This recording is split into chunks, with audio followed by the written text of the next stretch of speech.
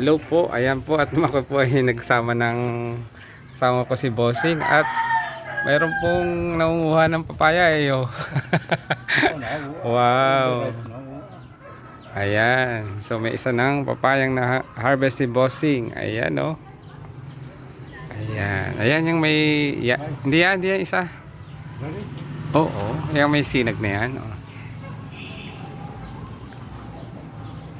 Meron pang nagnanakaw ng papaya.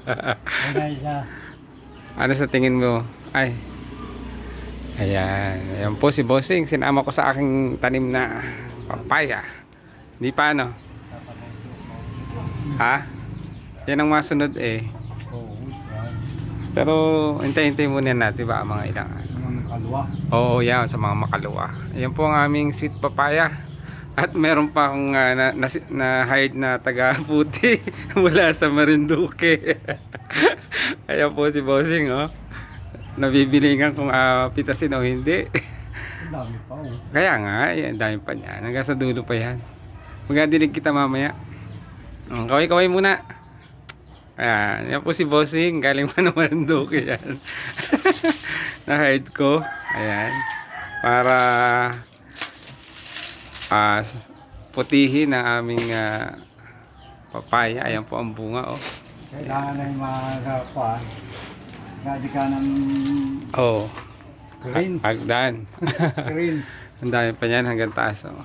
Kami, Hindi na, inaalaga pa yan sa sa dilig ng ito. Ayan po. Ayan po yung organic fertilizer. O, ayan ang na-harvest namin ngayon. Magandang buhay, magandang hapon po ng Friday. Ayan. Sinama ko po ang aking Bossing dito sa aming tanim na sweet papaya.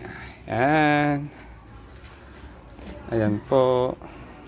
Salamat sa panonood at sana po ay nag-enjoy kayo sa panonood. Ayan po ang aking model ngayon ng papaya, si Bossing. From Marinduque pa po yan. Salamat po.